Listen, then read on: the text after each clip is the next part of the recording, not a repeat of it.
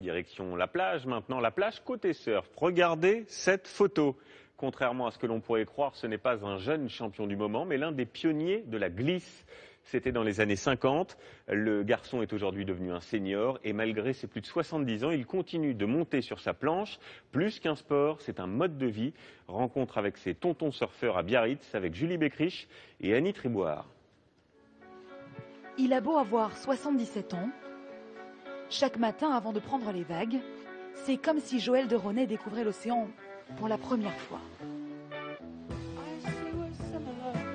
Il est l'un des premiers Français à être monté sur une planche il y a plus de 50 ans.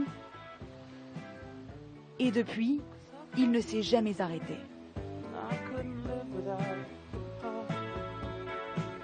Sentiment de liberté et puis cette formidable impression de vitesse.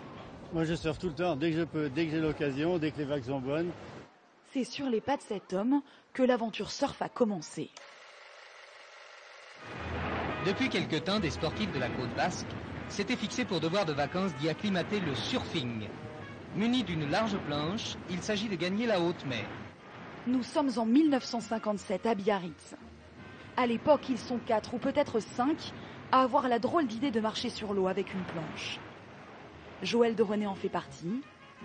Il s'en rappelle comme si c'était hier. J'ai connu un Américain de passage à Biarritz, un scénariste américain qui s'appelle Peter Wirtel. J'ai vu ce type debout sur des vagues, tout seul, il n'y avait personne sur la plage. Il avait fait venir une planche dans le matériel de cinéma.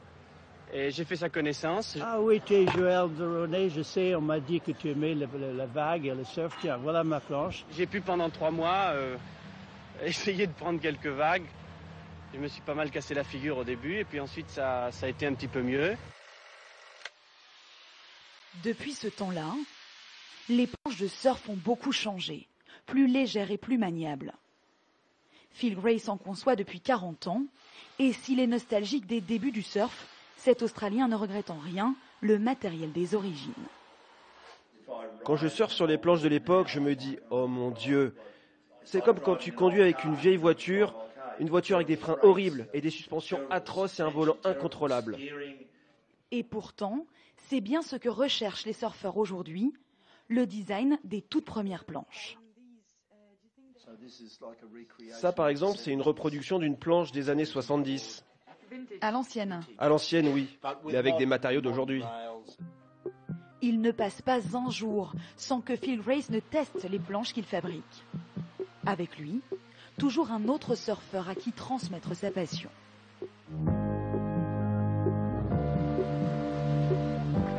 Et sur la plage, son style fait des envieux.